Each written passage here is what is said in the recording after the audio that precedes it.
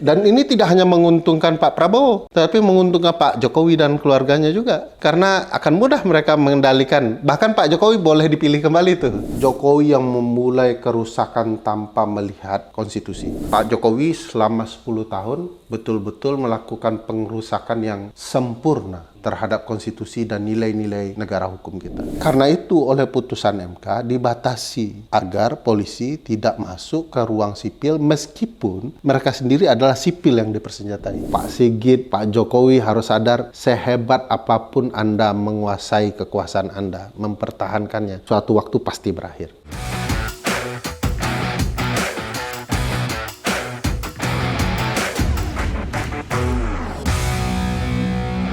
Kembali bersama saya di Abraham Samad Speak Up. Netizen, hari ini saya menghadirkan tamu yang luar biasa. Ini sahabat kita semua, Bung Ferry Amsari. Assalamualaikum. Waalaikumsalam Bang, udah lama nggak main di sini. Pakar Hukum Tata Negara dari Universitas Andalas. Bung Ferry, kita lihat ini di penghujung tahun. Ya. Tapi kalau kita coba flashback kembali, tahun 2025 ini adalah kalau kita mau bilang supremasi hukum dan demokrasi Indonesia itu sepertinya terancam. Ya, sepertinya. Alih-alih menjadi pelindung warga sebenarnya. Hancur lebur kalau bahasa saya, Bang. Betul, hancur ya. Hukum acap kali digunakan sebagai instrumen alat kekuasaan ya. Kalau kita lihat, udah banyak kejadian tuh orang dikriminalisasi. Bung Ferry nih, sebagai ahli di bidang hukum tata negara dan aktivis demokrasi. Ya. Apa yang sedang terjadi nih sebenarnya sekarang ini? Ya, sesuai dengan yang pernah kami sampaikan di film Dirty Food. Ada upaya merusak seluruh konsep reformasi yang ada. Kan ada 6 tuntutan reformasi. Ya. Semua sudah hancur, tinggal merusak konstitusi doang. Kalau rusak undang-undang dasar kita, maka seluruhnya sudah totally orde baru ini sebenarnya. Ya. Jadi ini fase terakhir dia merusak? Fase terakhir. Nah, karena ini konstitusi, fase terakhirnya penghormatan kepada konstitusi jadi sangat penting. Nah, tapi kita rasakan belakangan penghormatan terhadap konstitusi itu juga diabaikan.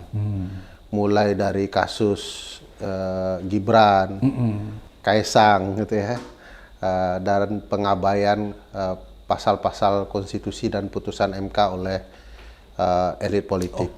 Terakhir yang saya baca, satu soal pemilu daerah dan nasional itu mau diabaikan karena keinginan Pak Prabowo adalah pemilu perwakilan untuk kepala daerah. Kedua, jadi nggak langsung lagi? Nggak langsung lagi. DPR yang pilih?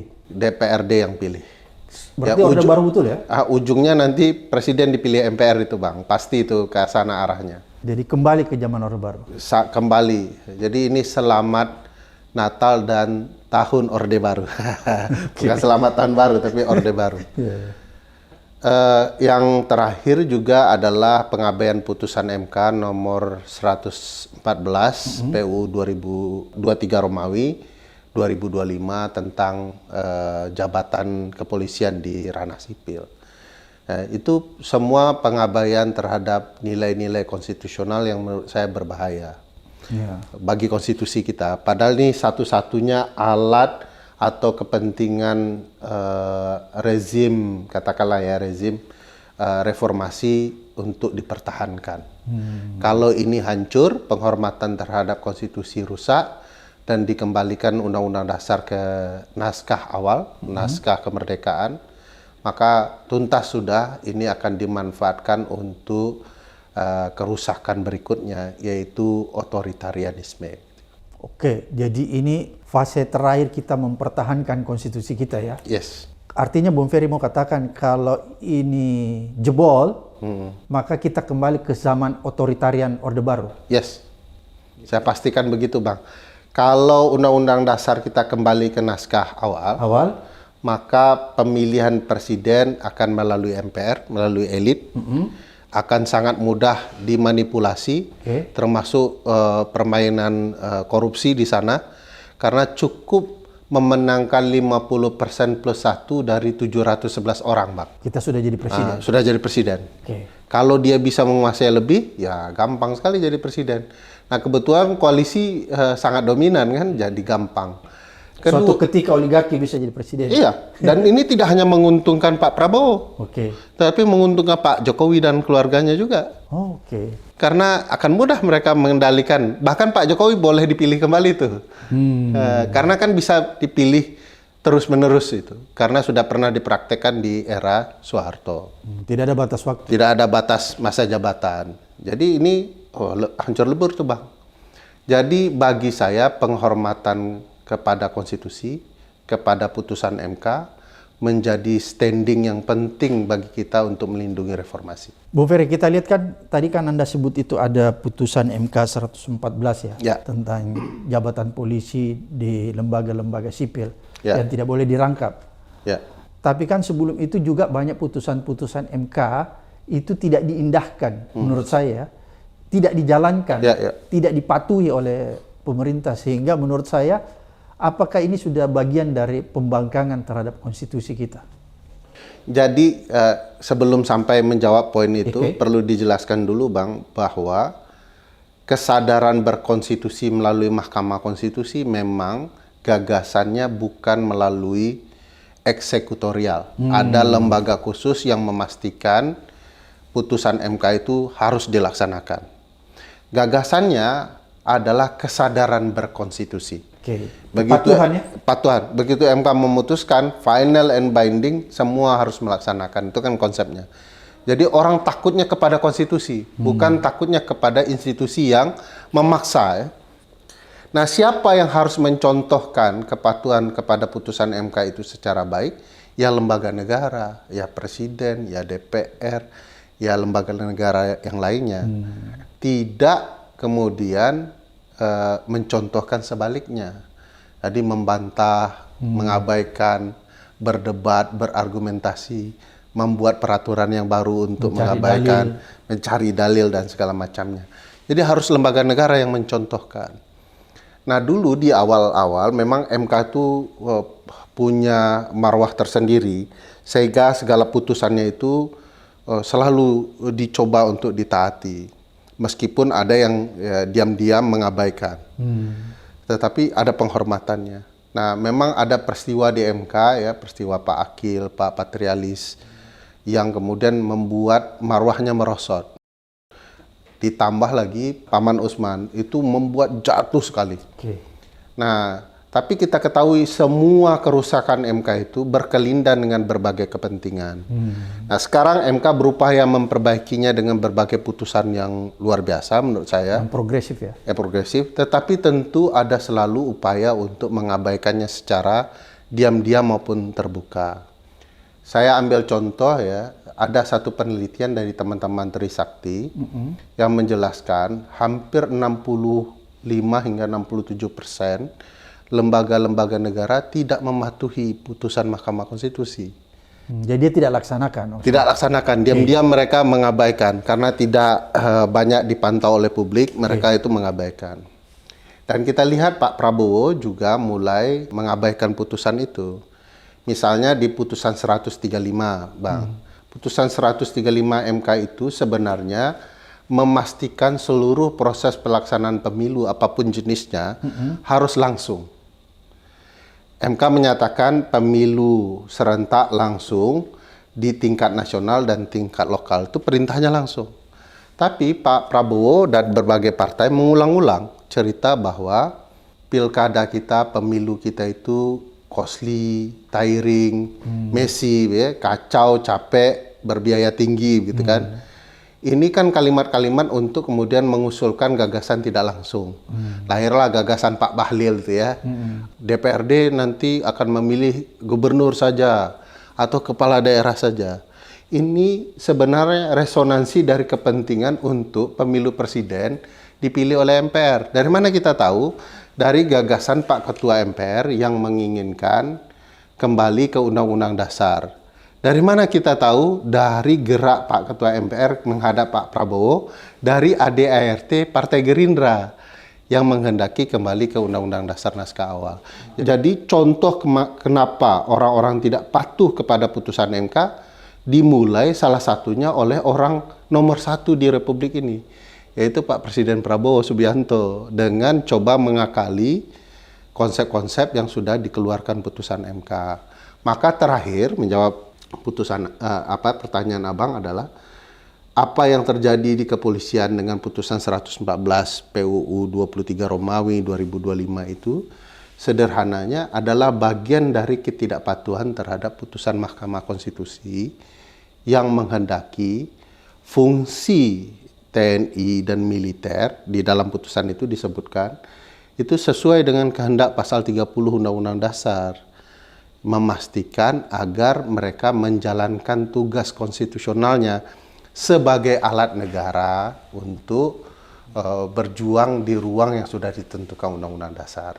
Jadi ya harus patuh, kalau enggak pengabaian terhadap konstitusi akan terus berlanjut. Jadi jangan kita bersandar kepada orang, Bang, konsepnya. Kita bersandar kepada kesepakatan bersama tertinggi yang namanya Undang-Undang Dasar. Kalau enggak, permainan akan disesuaikan dengan kepentingan orang yang berkuasa ketika waktu tertentu saja. Jadi kalau Ferry Amsari berkuasa, saya abaikan, saya buat sendiri sistem baru supaya saya terus berkuasa. Bisa langgeng ya. Tapi kalau aturan mainnya sesuai dengan konstitusi, Ferry Amsari akan ada batasan kekuasaan, Bang. Pak Prabowo ada batasan kekuasaannya. Pak Jokowi ada batasan kekuasaannya. Karena sifat kekuasaan, kalau dia sudah melewati batas limitnya, dia akan lupa diri, Bang. Dia akan menyimpang. Begitu juga kekuasaan di kepolisian, kekuasaan di militer. Ini kan alat negara yang dipersenjatai, Bang. Satu sipil dipersenjatai, satu militer yang memang tugasnya pertahanan. Nah, kalau mereka... Kalau polisi kan berbahaya, sudah punya senjata, punya hukum juga. Iya, tapi dia di ruang sipil yang lebih berbahaya lagi. Rakyatnya sendiri nih, Bang. Kalau militer harusnya di lingkaran wilayah ya, di wilayah pertahanan. Nah, karena ada perjumpaan polisi dengan sipil itu, maka kecenderungan berbenturan dengan sipil akan jauh lebih luas. Apalagi tentara, kalau dia masuk ke dalam ruang sipil lebih berbahaya lagi karena dia ada di kelindan pertahanan kan. Jadi karena itu oleh putusan MK dibatasi agar polisi tidak masuk ke ruang sipil meskipun mereka sendiri adalah sipil yang dipersenjatai. Jadi tugasnya ya memang untuk komitmen di keamanan. Maka kalau Abang lihat di pasal 30 Undang-Undang Dasar itu, tugas polisi satu, tugas militer juga satu. Polisi hanya di ruang keamanan dan militer di ruang pertahanan. Tidak ada yang lebih. Makanya Bang, di konsep perbaikan lembaga negara, kedua institusi ini harus wajib hukumnya. Disejahterakan dulu. Kalau enggak, Bang, ini sederhananya. Teman-teman polisi dan militer ini kan melindungi kita nih tujuannya. Tapi hidupnya susah. Nggak mungkin itu, Bang. Nah, ini ada langgam politik yang saya baca membiarkan polisi-polisi kita, militer-militer kita hidup kesusahan. Sehingga elitnya bisa dikuasai orang yang punya uang. Sehingga akhirnya mereka tidak bekerja untuk kepentingan publik, tapi bekerja untuk kepentingan uang. Jadi tukang pukul. Bagi saya sayang sekali, karena bagaimanapun makom konstitusional polisi dan militer adalah melindungi rakyat. Makamnya itu ya? Makomnya itu. Bung Ferry, di channel ini dulu Bung Ferry pernah katakan bahwa kerusakan hukum sesungguhnya sudah lama terjadi. Bahkan itu diperparah sejak era kekuasaan Presiden Jokowi. Apakah Anda melihat kesalahan itu diteruskan atau terus dilanjutkan di era sekarang ini? Iya. Bahkan kalau maksudnya kan kalau di era Jokowi itu kan hukum dijadikan alat oleh kekuasaan ya. Jadi hukum itu dijadikan alat politik. Apakah sekarang juga seperti demikian? Iya. Setali tiga uang nih, Pak. Oh, setali tiga uang. Bagi saya Jokowi yang memulai kerusakan tanpa melihat konstitusi. Jadi jangankan dilirik konstitusi, dilihat pun tidak. Ya, pengerusakan itu tidak hanya terjadi ketika Undang-Undang KPK dihantam, Bang. Sudah ada kerusakan-kerusakan ya bertahap. Kita baru sadar ini sudah tidak bisa ditolerir ketika Undang-Undang KPK itu. Permainannya itu yang membuat kita ini nggak mungkin. Di sebagian kita ya, ini pasti ada kepentingan merusak KPK. sebagian lagi sadar ketika anak Pak Jokowi maju melalui putusan MK kan. Baru sadar. Senior-senior kita ya terutama. Oh ini memang tidak masuk akal. Tetapi kalau dilihat itu sangat bertahap itu dilakukan upaya pengabaian-pengabaian itu. Nah bagi saya Pak Jokowi selama 10 tahun betul-betul melakukan pengerusakan yang sempurna terhadap konstitusi dan nilai-nilai negara hukum kita.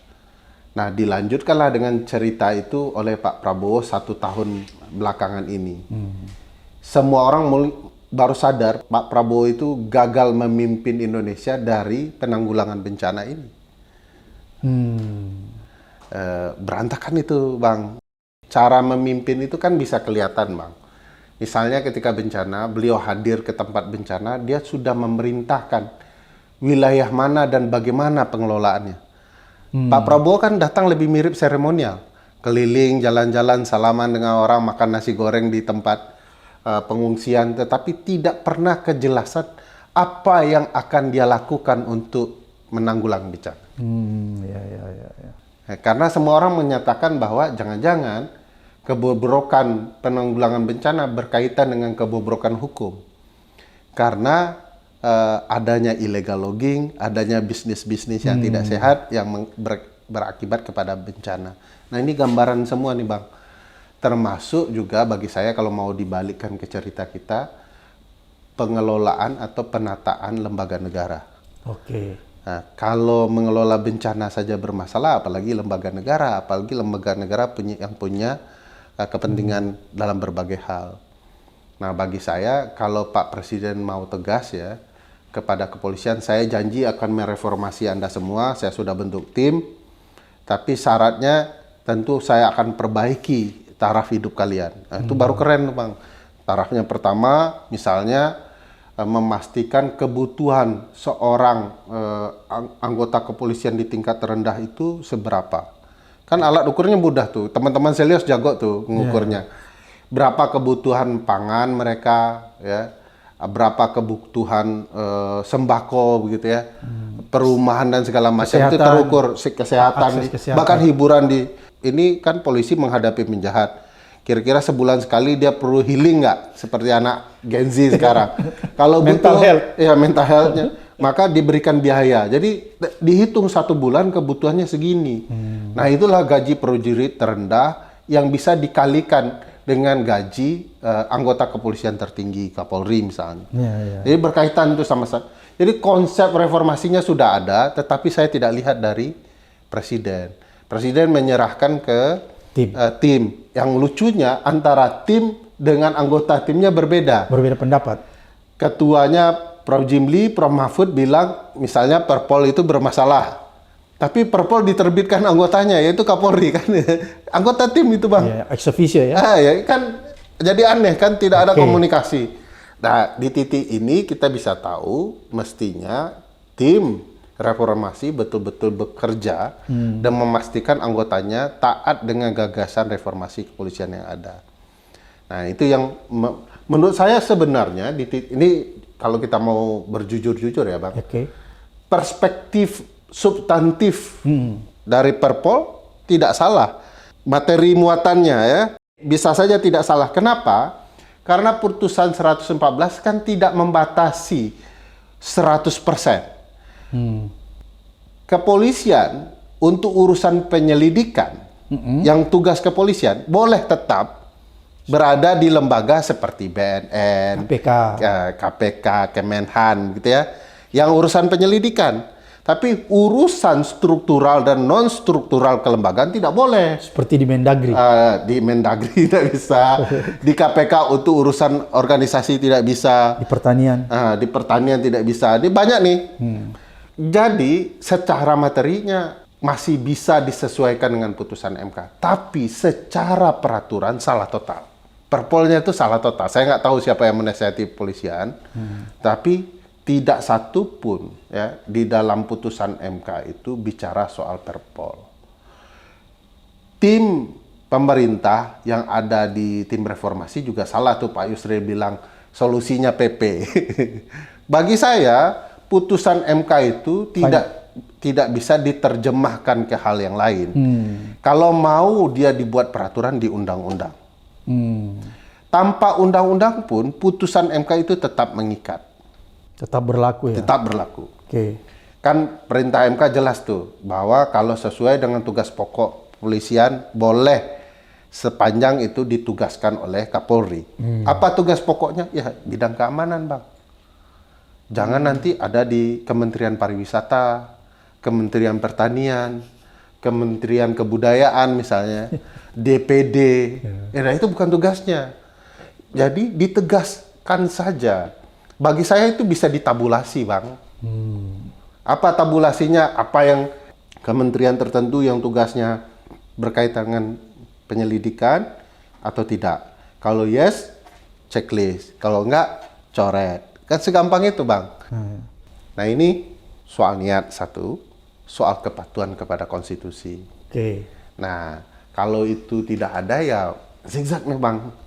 Nah, kita juga tidak dalam rangka bilang tidak sama sekali karena jabatan sipil kepolisian itu memang ditugaskan di keamanan. Ada tuh titik-titik tertentu. Saya tidak terbayang juga tidak membutuhkan kepolisian di KPK kan enggak juga, tapi harus milih kata MK. Mau pensiun dini apa enggak gitu. Jadi diperbolehkan dengan syarat-syarat oleh putusan MK. Nah, syarat ini yang harus dipatuhi, jangan dicari-cari. Kalau dicari-cari enak tuh, Bang. Akan ada tuh tafsir tersendiri versi siapa. Nah, saya dengar memang kepolisian berkomunikasi dengan Mahkamah Konstitusi dan Pan-RB. Sehingga ditimbulkan tafsir. Nah, ini menurut saya nggak benar. Tafsir putusan itu nggak ada, Bang. Tafsir putusan itu ya di putusan itu sendiri.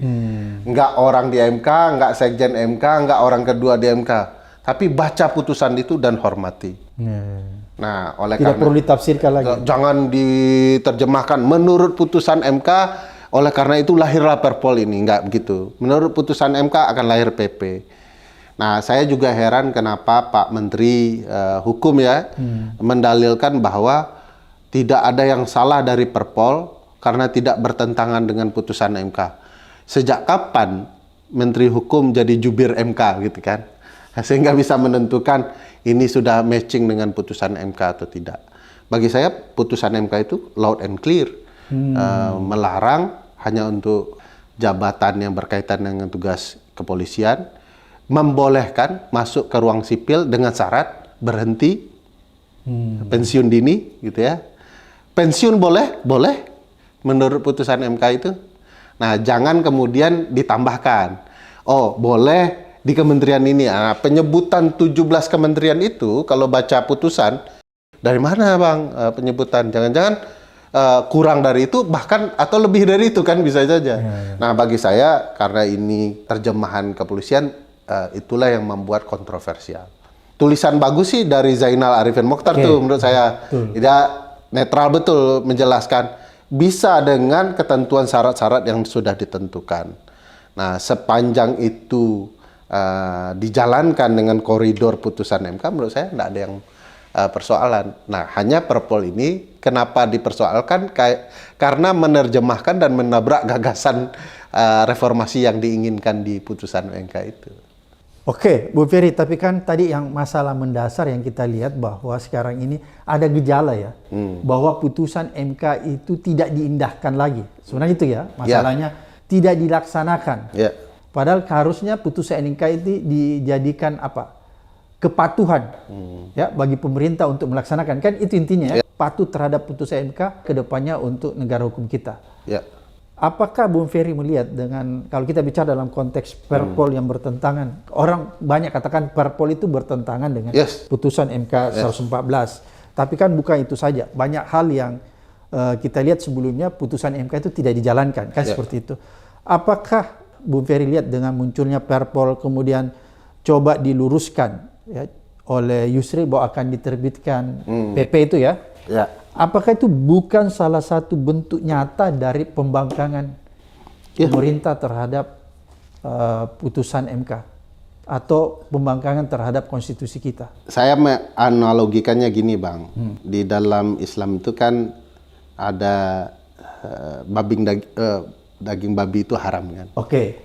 Mau dimasak seperti apapun, tekniknya bagaimanapun, itu tetap haram. Oke. Ya. Jadi sudah ada hukumnya. Oke. Nah, mempercampurkan Jelas haram dan halal halalnya gitu ya. ya. Oke. Jadi putusan MK juga begitu. Mempertegas mana yang boleh dan tidak boleh. Oke. Nah, kalau kemudian ada yang mengatakan teknik masaknya begini, jalannya begini, itu sudah mencari-cari, menghalalkan sesuatu yang haram. Mencari dalil ya. Mencari dalil. Oke. Apa namanya, membangun PP, lalu kemudian Perpol, itu menurut saya sedang mencari dalil-dalil ya. Oke. Dan tidak bagus juga untuk kepolisian, karena yang akan dihujat kan kepolisian terus nih. Tidak jelas kepastian. Mestinya pemerintah bilang begini, kita tunggulah hasil reformasi kepolisian, mematuhi Undang-Undang Dasar, mematuhi putusan MK, itu kemudian jadi alat ukur mau diapakan kepolisian. Kita bisa lihat nanti reformasinya benar atau tidak. Ya. Oke. Tapi kalau kemudian kita mengatakan bahwa putusan MK itu terjemahannya adalah Perpol dan PP, menurut saya agak keliru itu Bang. Tidak ada diperintahkan di dalam putusan Mahkamah Konstitusi begitu ya.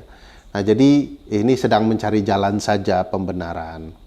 Nah, pakai analogi itu bisa sesederhana itu menjelaskan, tinggal mematuhinya saja.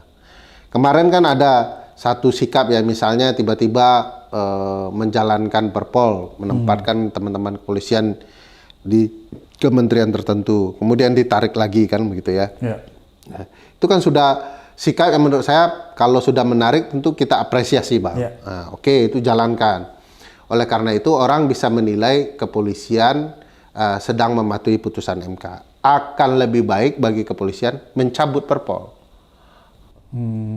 Itu semakin mempertegas lebih bahwa konsisten ya.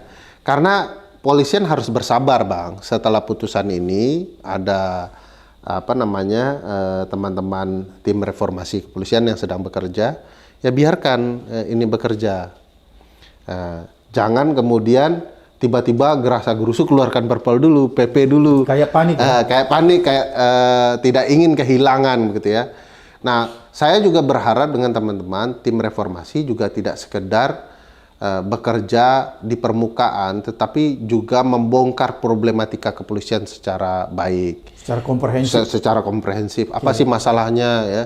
Kenapa kepolisian kita itu dianggap sebagai salah satu institusi bermasalah di Republik ini? Apa problemnya sesungguhnya? Apakah di ekonomi? Apakah di sistem gitu ya? Karena kalau kita ingin bercermin ke berbagai negara yang berhasil memperbaiki negara, itu selalu dimulai dari kepolisian, Bang. Betul. Hong Kong misalnya, Kayak Hong Kong ya. Georgia misalnya, bahkan memberhentikan lalu membangkitkan. Kita juga punya ruang itu. Misalnya ada gagasan polisi pusat dan polisi daerah, supaya kedua ini saling checks and balances, agar kemudian tidak ada penyimpangan polisi pusat di daerah, agar polisi daerah juga tidak menyimpangkan kekuasaannya, karena alat kontrolnya adalah polisi nasional. Banyak pola, banyak konsep. Tinggal kemudian itu dijelaskan di Republik ini. Jangan sampai akhirnya kita putus asa, katanya reformasi kepolisian, tapi hasilnya sama saja, gitu ya. Hasilnya sami mawon, akan menyebabkan lembaga kepolisian makin dipertanyakan orang. Kepolisian sekarang mukulin orang, padahal warga negara yang dipukulnya itu adalah orang yang wajib mereka lindungi. Polisian kemudian terlibat dalam kasus-kasus tertentu yang dipertanyakan publik. Ada kasus pembunuhan, ada kasus narkoba, ada kasus berbagai hal. Kan ini perlu direformasi, ini perlu niat yang sungguh-sungguh. Karena polisi itu bedanya dengan lembaga lain, Bang. Polisi itu langsung bersentuhan dengan publik. Pagi-pagi nih, Bang, sedang susah-susah kita kan makan sarapan buru-buru, ada banyak pekerjaan kantor, tiba-tiba di simpang jalan ditangkap polisi. Jadi ada persentuhan langsung dengan publik. Sehingga dari pagi sampai malam. Dari pagi sampai malam, karena bagian dari publik. Ya, Barang kita hilang, kita lapor ke polisi. Ya, segala macam berurusan dengan polisi. Nah, karena persentuhan itu, segala hal yang berkaitan dengan polisi itu wajah Republik. Oke. Begitu baik polisi melayani rakyat, orang akan cerita negara baik, negara keren, polisi keren. Dulu saya pernah cerita juga sama abang di sini kalau nggak salah. Di tempat saya sekolah di musim salju, itu polisi 1 jam sekali mendatangi rumah orang tua, elder. Oke. Orang tua yang tinggal sendirian. Betul, betul. Mereka cek tuh, ketok, lihat gitu ya, apakah saudara. Polisi jadi segitunya. Saya lihat jam 7 kok polisi mampir terus ke rumah itu. Jadi dia mengayomi ya? Mengayomi. Okay. Jadi orang jadi senang dengan tugas polisi karena relasi polisi dan masyarakat. Jadi orang bisa merasa kehilangan polisinya. Oh bisa bang, bisa. Bahkan di titik tertentu pemolisian masyarakat istilahnya, anggota kelompok masyarakat tertentu dijadikan polisi, itu mereka bisa berkelanjutan pengabdiannya. Bahkan warga juga bisa mencat mereka bang. Nah kita kan kagak bang, warga malah diancam oleh polisinya gitu ya. Kalau di tempat maju itu warga bisa menegur polisinya, Anda kok tidak bekerja, kalau gitu Anda kami ganti. Jadi town hall meetingnya warga itu bisa mengeksekusi polisi yang tidak bekerja. Kita nggak bisa begitu. Jadi antara rakyat berdaulat jadi negara kepolisian kata orang kan. Ini yang mau dihilangkan agar polisi betul-betul mengabdi kepada publiknya, polisi betul-betul menjadi pelayan masyarakat. Dan ini yang harus muncul dari Pak Kapolri dan tim reformasi. Jadi harus ada sikap yang berubah. Karena bang, kalau sipil sudah mempertanyakan polisinya, itu nggak bagus. Relasi sipil, karena tiap hari bertemu itu akan bergesekan tajam sekali. Nah kalau publik sudah marah, nggak ada yang bisa menghentikan tuh bang. Nah polisi betul-betul harus punya kesabaran dan punya keinginan melakukan perubahan maksimal. Berarti Bung Ferry ini katakan bahwa ketika sebuah negara rakyatnya selalu mempertanyakan eksistensi kepolisiannya, maka bisa dikatakan negara itu demokrasinya sedang terancam.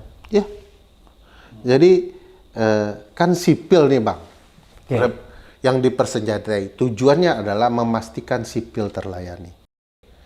Nah kalau semua orang bertanya seluruh problematika di Republik ini berkaitan dengan kepolisian. Misalnya banjir kemarin, orang mempertanyakan keamanan soal hutan kita kok tidak terjadi gitu ya.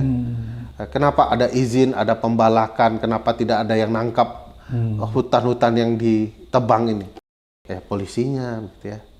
Katanya polisinya mau mengayomi penyelidikan kehutanan, tapi kok nggak jadi gitu ya. Penyerahan bantuan, orang akan cenderung mempertanyakan, teman-teman kepolisian juga, kenapa bantuan itu menumpuk? Karena ada aspek keamanannya itu.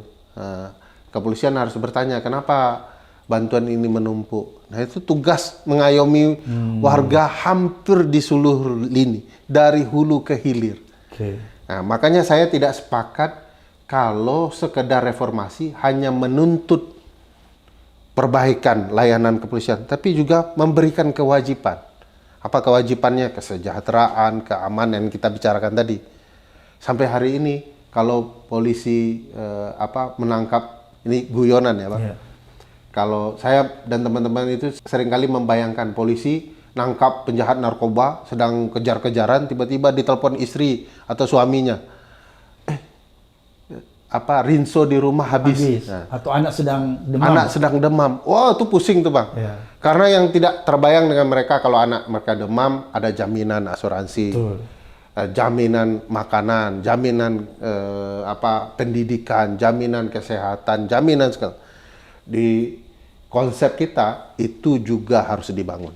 Jadi kita menuntut polisi harus melayani warga negara 100%, jaminannya juga harus 100%. Harus baik. Nah, jadi jangan sekarang kita berpikir menambah jumlah kepolisian, tapi jaminannya tidak ada. Sekarang kan sudah zaman teknologi, bang. Bagaimana polisi?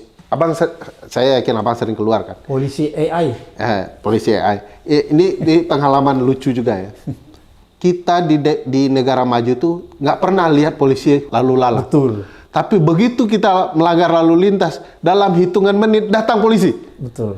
Sampai ada yang bertanya, dari mana, di mana mereka bersembunyi, gitu ya. Sehingga kemudian ketika kita melanggar, mereka langsung datang. Nah, setiap pelanggaran kepolisian membuat mereka menjadi orang yang bermasalah, bisa disanksi. Kita bisa lihat ya kasus-kasus yang melibatkan kepolisian itu bisa mereformasi peraturan. Nah, oleh karena itu menurut saya kita juga harus begitu. Kami akan berikan Anda layanan prima, jaminan kehidupan Anda prima, tapi begitu Anda mengkhianati tugas pokok Anda selesai. Dari yang terbawah hingga yang ke atas.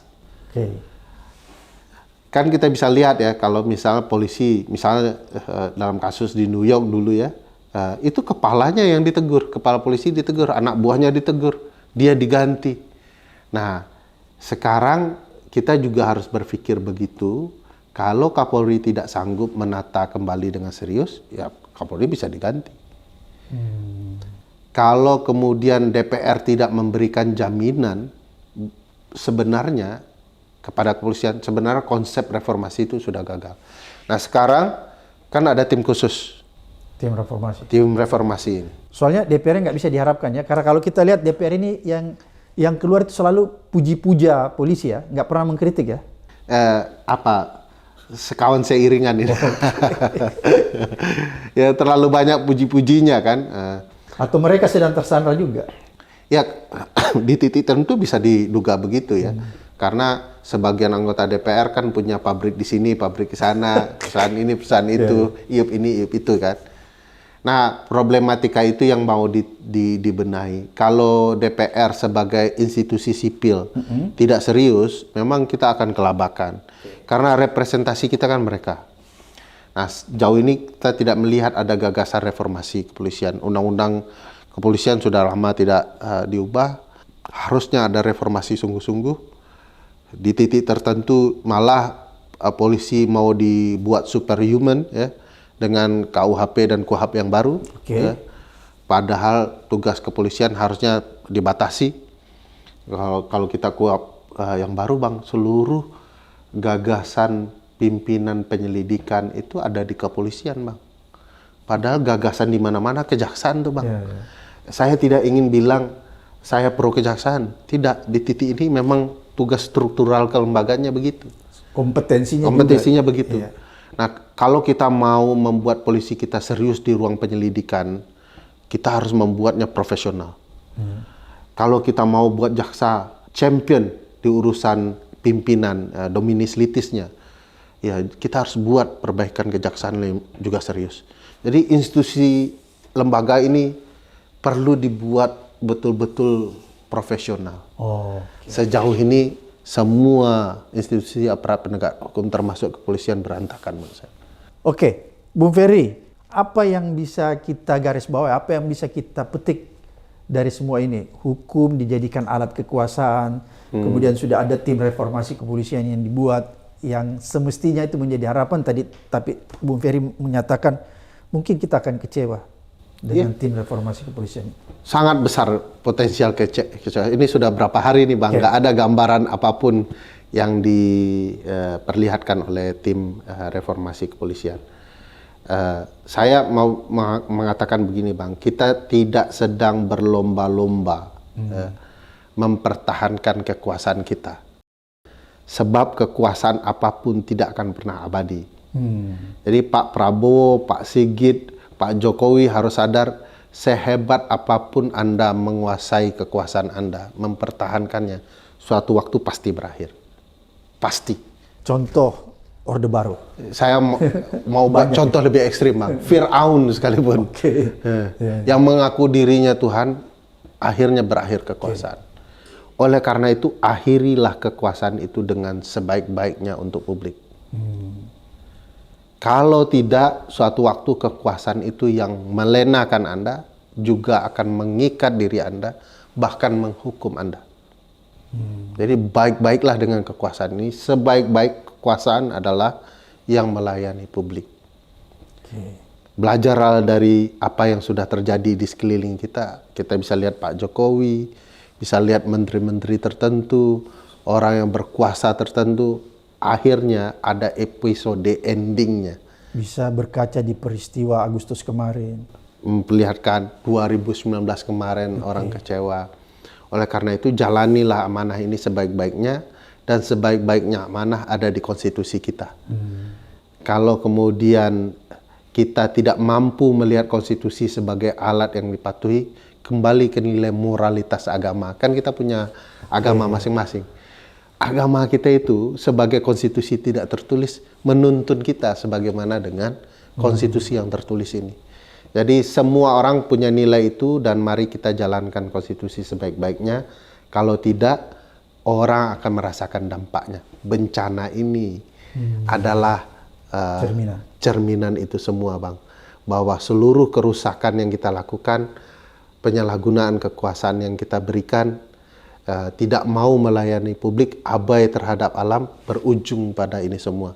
Yang kena tidak hanya publik, tapi keluarga polisi, keluarga tentara, keluarga orang-orang berkuasa kena terdampak. Bisnis-bisnis yang dulu di Aceh, Sumatera Utara, Sumatera Barat, rusak gara-gara ini. Yang punya bisnis kayu gelondongan kena masalah dengan ini.